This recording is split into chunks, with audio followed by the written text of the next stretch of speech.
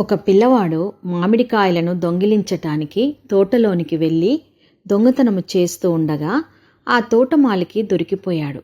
అతడు ఆ పిల్లవానిని పట్టుకొని కోపంతో మందలిస్తూ, "ఏం బాబూ, ఎందుకీ దొంగతనానికి పాలుపడ్డావు? తప్పు కదా. నీ విషయం మీ నాన్నగారికి చెప్తాను. మీ ఇంటికి పద" అన్నాడు. "ఏమండి, మా నాన్నతో మాట్లాడడానికి మీరు మా ఇంటికి రానవసరం లేదు. మా నాన్నగారు కూడా ఇదే తోటలో ఇంకొక చెట్టు మీద ఉన్నాడు" అని చెప్పాడు ఆ అబ్బాయి. ఎంత విచారకరమైన విషయమండి.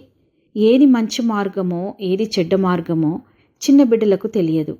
కాబట్టి మంచి మార్గము గుండా మనం వెళ్తూ ఆ మార్గాన్ని నేర్పించాలి. ఎందుకంటే మనం వెళ్ళిన మార్గాన్నే వాళ్ళు నడుస్తారు. కాబట్టి దేవుని శిక్షలోనూ బోధలోనూ వారిని పెంచాలి. శిక్షణ అనేది ఈరోజు ఆరంభించి రేపు ముగించేది కాదు.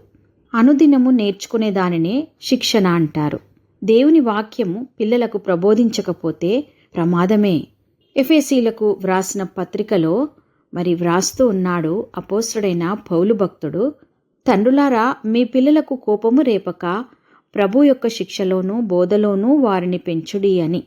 కాబట్టి మిత్రమా, మన పిల్లల పట్ల మనకున్న గురుతర బాధ్యతలను గూర్చి శ్రద్ధ చూపిద్దామా?